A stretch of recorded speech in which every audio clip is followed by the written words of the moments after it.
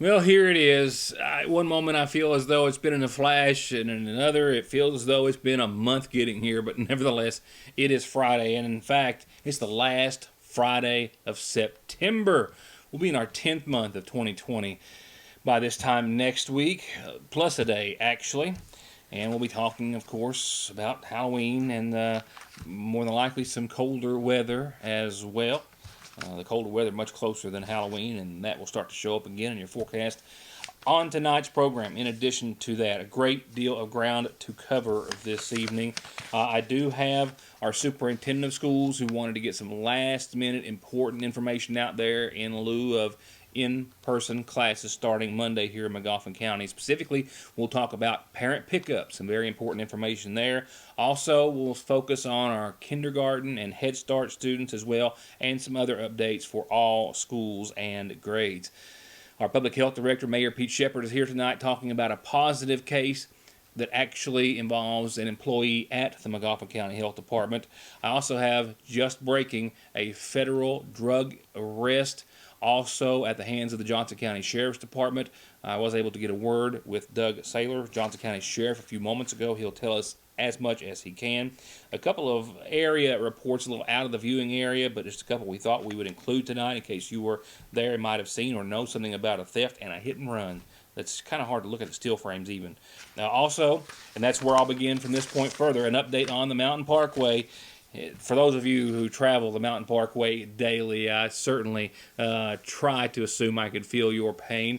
Traveling westbound, of course, that detour does tack on a lot of time and a narrow road through much of it, of course, as it has been now for months. I do have an update from the Transportation Cabinet. They have awarded a bid for the repair of the westbound lanes where the sinkhole first started to show some weeks ago, many weeks ago. They have awarded the contract just at under $1.1 million to Walker Construction and Materials. The total cost of the project is estimated to be closer to $2 million. Now, they've just let this out for bid, or confirmed the bid, rather, and awarded the contract, But they say that there's been no firm date given as to when the work is set to begin. However, per the contract and agreement, the company will face serious penalties if it's not completed by the end of October. Now, some other news for you in regards to this project. Sometime during this project, for maybe up to 2 weeks, both lanes of the Mountain Parkway are going to be closed as a result of the repairs, and that means detours in both directions. When that gets closer, I'll let you know where they are. They'll be marked, of course, very well, I'm sure. But sometime starting between now and the end of October, there will be a couple of weeks, possibly up to, where both lanes of the Parkway will have to be closed, and you'll have to really plan your trip accordingly if you're traveling west on the Parkway. I will keep you up to date on that. Johnson County Sheriff Doug Saylor confirmed to me today that his department, along with Operation Unite and the Drug Enforcement Agency, made a federal drug-related arrest today, that of a Johnson County man. These are all the details that Sheriff Saylor was able to provide at this hour per the pending investigation. The Johnson County Sheriff's Office initiated a case of drug activity a few months ago, approximately 4 months ago, in conjunction with the DEA and Operation Unite. Today, September the 25th, we executed a federal arrest warrant on a Mr. Sean Tharp of Hager Hill.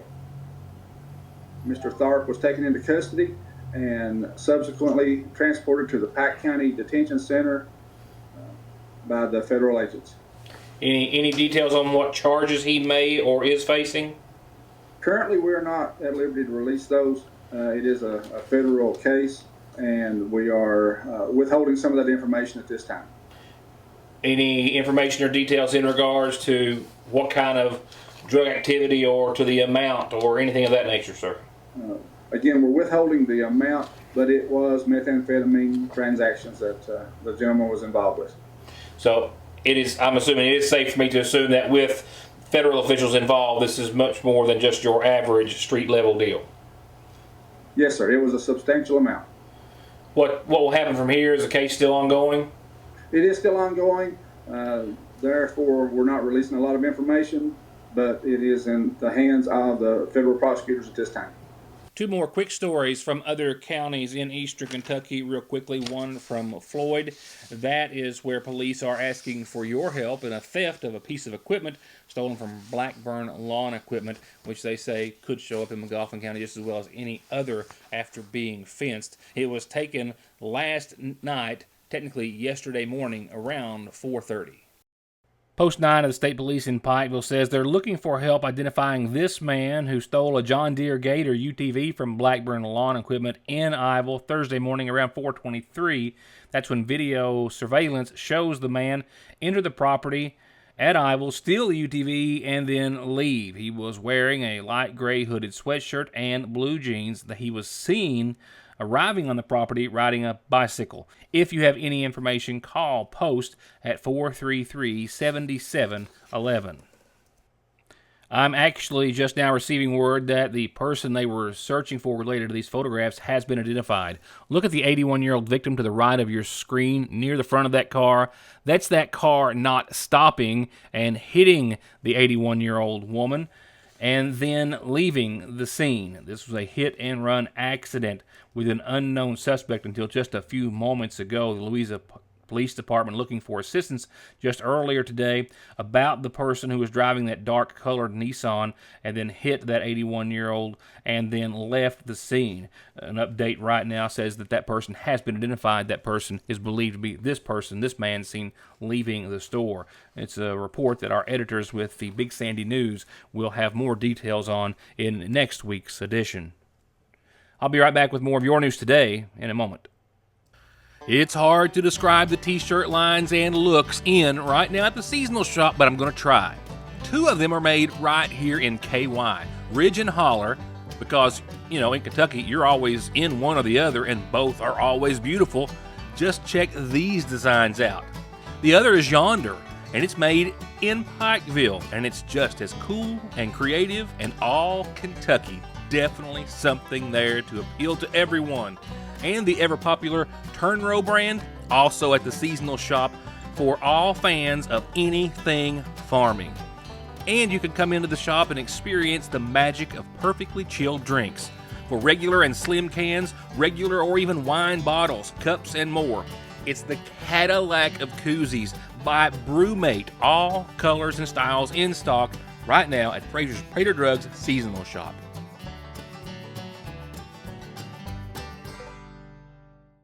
Car accidents don't stop. Accidents at work don't stop. Disability and SSI cases don't stop. Your legal needs and concerns don't stop for the coronavirus, and neither does McFarland and Tinker. They are open, able to schedule appointments per CDC guidelines, and always available for telephone and video conferences. Please, be safe, be smart, stay home, and don't let your legal needs fall victim to the pandemic.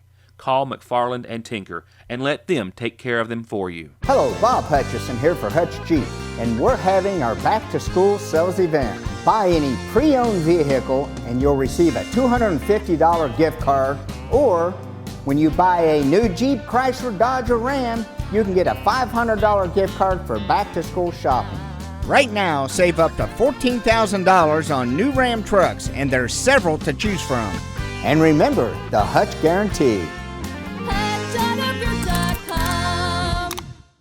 Your local and state COVID information in just a few moments. Another case in McGoffin County, bringing us closer to 100 total confirmed cases, and this one actually at the McGoffin County Health Department, says our public health director. First, however, let's check in with our superintendent of schools, Scott Helton. It's the Friday before school. School virtually has been ongoing now for days and weeks, but it will, of course, begin in class this coming Monday for students. So He's already covered here in the program, and as we have, of course, in this week's edition of the Sagersville Independent, where you can still find a lot of great information about the relatively set schedule students have, 2 days a week, 3 days of virtual. Students going on Monday and Tuesday, another group on Thursdays and Fridays, a thorough cleaning of the school in between on Wednesday tonight. Helton talks to us with some updates for all schools, but as well he focuses on our Head Start and kindergarten students and the map that schools will now be watching statewide to be updated every Thursday night at 8. That map will determine who can stay in school and who can't. We're starting the hybrid program Monday. Like you say, we've got a group of students that are going to be going on Monday, Tuesday, and then a separate group will be going on Thursday, Friday. There'll be 2 days of instruction, face-to-face instruction for those groups, and then they will do 3 days of virtual. But we're also having virtual offered for those students that don't feel comfortable, or the parents that don't feel comfortable sending their child back to face-to-face. That's still going to go 5 days a week virtual as well. Any last-minute advice for any parents who may not have been in contact with their school, or haven't decided or changed their mind how they're going to send their child? If they have any questions about if they decide to change or they want to look at something and they're not sure about, they need to contact that principal, because it all will be determined based on the availability that we can continue to do the social distancing. Right now, to be able to have face-to-face, you're required to do face mask and 6 foot social distancing. So that with those guidelines in place and those requirements there, we had to do the hybrid to be able to offer the 6 foot social distancing, and we're trying to accommodate that, and that's why you see the hybrid in place. If it wasn't for the 6 foot social distancing, if they decreased that number, then we could have possibly had more days of face-to-face for each individual child. But right now, to accommodate that, that's why we're going with the hybrid. But if they have a question about changing or something, contact the principal. And like I said, it'll all depend on whether they can achieve the social distancing and accommodate more students if more chooses to come. One of the things I'd like to emphasize is if a child is not able to come on one of those days, if they're scheduled to be face-to-face, they still could participate doing the virtual. That's still an option for them as well, because they're going to be continued doing virtual on those days they're not face-to-face. Let's talk. I wanted to take a few minutes and talk about our little ones. Really important, I think, tonight, our kindergarten and Head Starters. Any guidelines you want to share? Our kindergarten right now, we're kind of requiring them, they're going to wear the mask on the bus and at school. Now, Head Start, you're talking about preschool, that's 3 years and 4-year-olds, that's a little younger. The CDC and the state's not requiring face masks for those students at this time. They won't be going in person face-to-face for the next couple of weeks. Then they're scheduled to start somewhere around October the 12th. But there were some concerns about maybe some choking and things. Now, they did leave it up to the districts to make a decision on those things. And right now, our board has not made a decision on whether they're going to require them or not. So as of now, they're not required to wear the mask at school. But our kindergarten and up are required to wear the mask.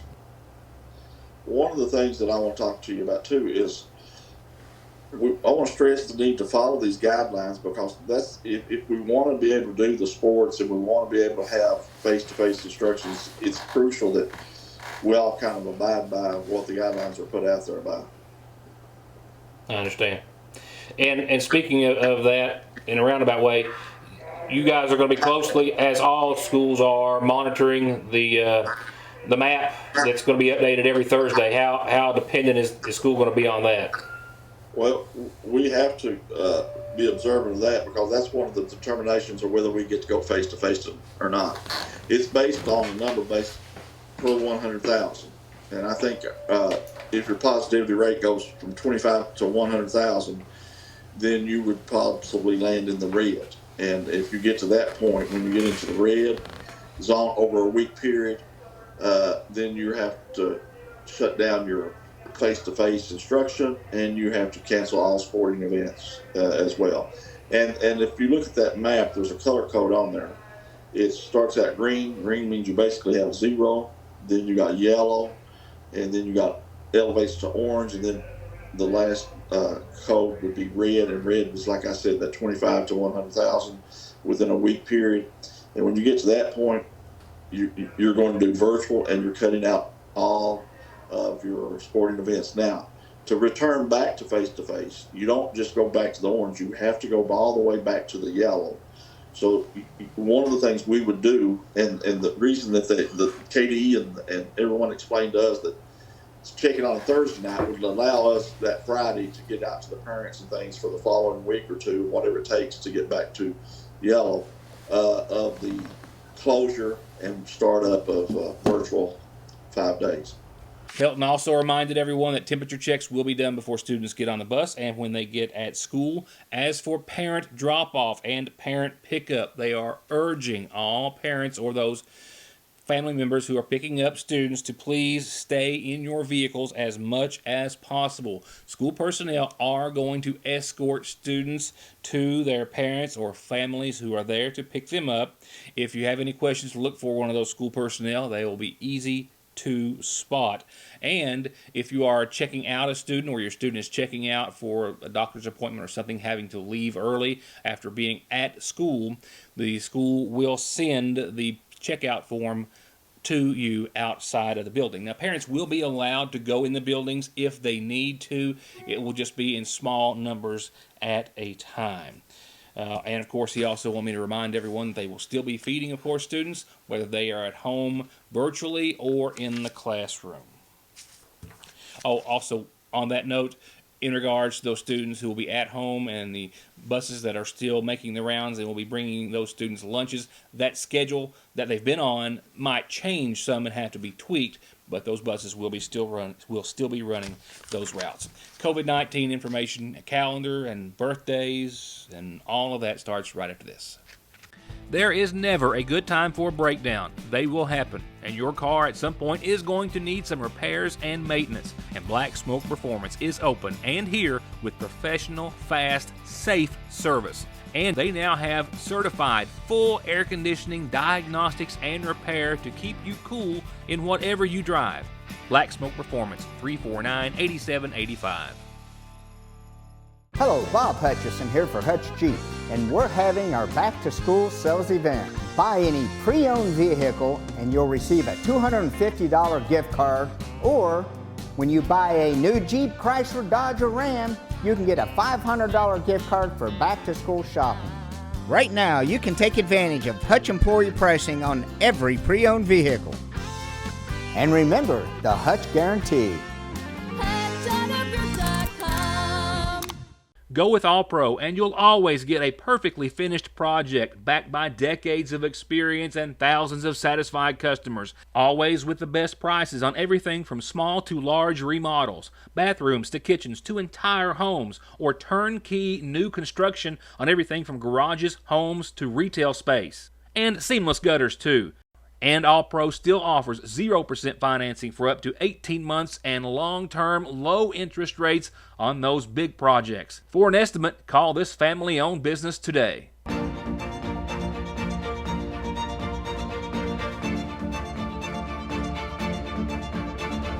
Dr. Jason Zimmerman at Highlands ARH, the healthcare system of Appalachia. Couple of new announcements and a couple of birthdays kick off tonight's McGoffin Farm Bureau community calendar. The first one reads, with a lot of love from Bonita and the kids, Virginia. Happy birthday! Birthday wishes going out to Virginia tonight. Again, from Bonita and the kids, happy birthday to you. The next reads, today is Mary Rao's birthday, and with a lot of love from Rooster and the girls, the happiest of birthdays to Mary Rao. Happy birthday to you. This just in from our McGoffin County senior citizens. They have a fabric sale coming up next Thursday and Friday at the Senior Citizen Center on the lawn from 9 until 3 outside. They still ask that everyone bring their mask, but if you want to buy some really neat, unique fabrics and help out the senior citizens, that is Thursday and Friday of next week, 9 to 3. I'll remind you next week. The Senior Citizen Center says they're also sponsoring a drive-through flu shot clinic. See, I'll say that 3 times real fast. Next Friday as well from 10 till 2 at Walgreens here in Sayersville. So stop by, get some fabric, and then drive through, get your flu shot thereafter, and use my calendar whenever you've got announcements, birthdays, and anniversaries like these. That's all the ways you can get them to me. And if you want free birthdays and birth announcements and anniversaries and things of that nature in the Sagersville Independent, that email at the bottom of your screen will get that done. Joe, J-O, at SagersvilleIndependent.com. I'll be right back.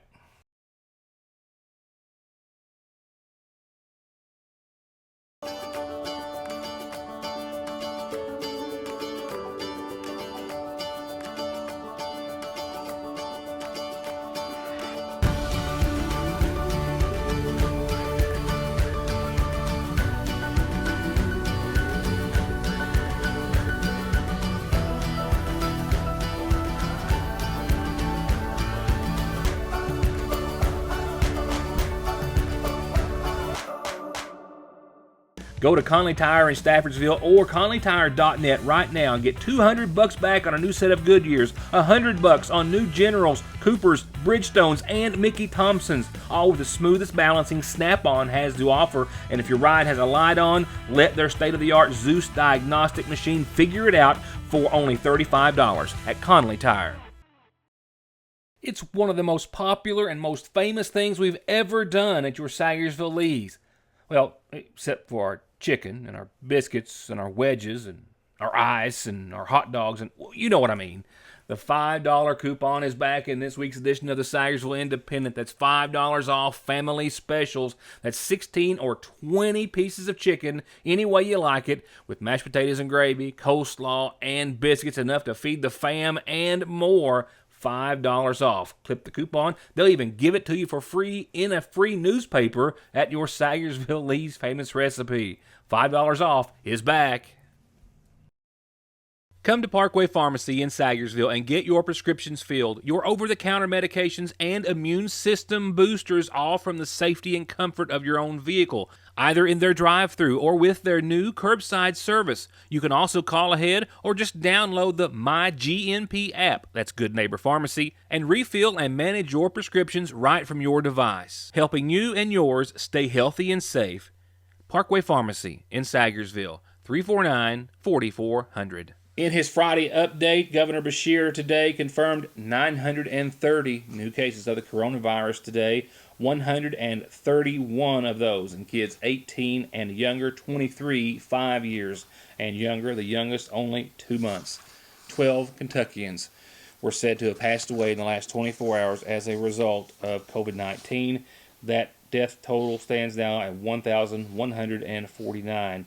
Over half of those 12 deaths, or at least half, were in individuals from 62, 68, 73, 74, 78, 79 years of age. The others were in their 80s and 90s. Here locally, another positive case in McGoffin County to report this evening from the health department. This positive case confirmed in an employee, says our public health director at the health department. Circumstance of this is a lady that took her mother to a funeral in Ohio last Saturday, I think it was. Come back and started having symptoms on Wednesday. Went symptoms on Wednesday, tested, and come back positive today. That individual is an employee of the McGoffin County Health Department in our HANDS program. And we have quarantined those personnel that's been around her this week.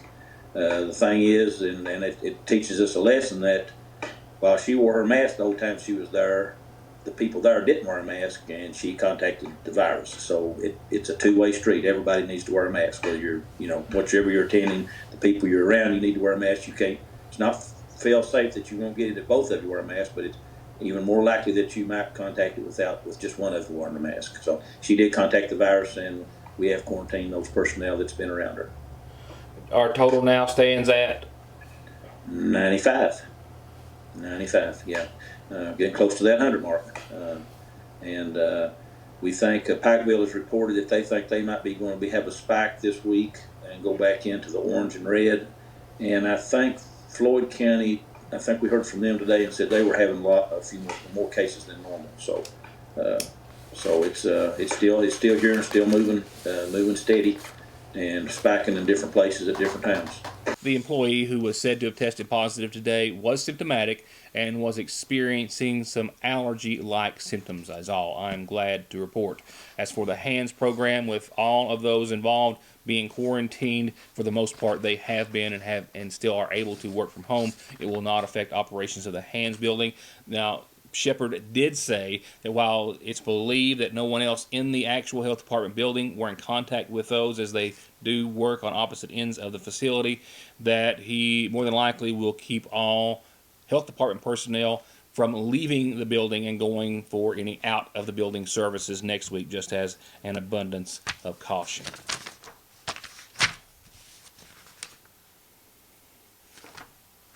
And that's it. Been a long one. With that said, your forecast is as follows. Friday night football is here. Some nice weather for it. It's a sold-out game. If you haven't got a ticket already, don't bother going up. Belfry, though, is in the house. We'll have highlights for you next week. Hoping for a bit of an upset after really 2 big wins out of the gate for McGoffin County. They could have something for Belfry tonight. We hope so. Here's your forecast, though, for the rest of your Friday, for your weekend, and for what's going to be a cold end of the week next week. Yeah, we've got 2 different stories here weather-wise in your forecast. The first and most beautiful is this weekend's. Yeah, mostly cloudy skies tonight. We might get a degree or so below 60 with some patchy fog that will linger into your Saturday morning. But, close to 60 and mostly cloudy is still nice, certainly for Friday night football. And for your weekend, I would urge everyone to be outside and in some way, if it's just sitting on the porch, but get out and enjoy it. Don't know how many of these we'll have left. 78, partly sunny tomorrow, mostly clear tomorrow night, completely dry, completely beautiful. We've had some really nice days here lately weather-wise, and we've got 2 more coming at us for the weekend. We'll get even closer to 80 on your Sunday, still mostly sunny, partly cloudy. Yeah, an absolute beautiful weekend. I hope you don't have to work the entire time. Find something else to do, something fun, something relaxing, or both. Because we have a different weekend in store next weekend. I'll get there in a second. We'll start off Monday, still in the upper 70s at 77, backing off a degree or 2. Sunshine still more than not, but a 40% chance of showers you will notice, and that starts around 2 or 3 in the afternoon on your Monday, and shower and thunderstorm chances will continue into your Monday night, and then they'll continue into your Tuesday, and then watch what temperatures start to do. The question is, how low will we go and how long will it last? We're at 69, cloudy, and a 40% chance of showers on Tuesday. Wednesday, we drop down to 67. Sun returns and a slighter chance of showers at 20%. Nighttime lows go to the 40s. Thursday, low 60s at 63. Nighttime lows mid-40s. Still sunny and only a very slight chance of showers. And right now, Friday is looking to be right around 61. That's close to the 50s and 45. And that's as far as the forecast goes and computer models go as well right now. It could stand to reason that we may go below 60 by next weekend, around this time next week. We'll see. And before I say goodnight, let me say I hope you have a wonderful evening, weekend. I hope it is safe, relaxing, fun, whatever you choose it to be. And I hope to see you back here next Monday for more of Your News Today. As always, thank you so much for being a part of the show.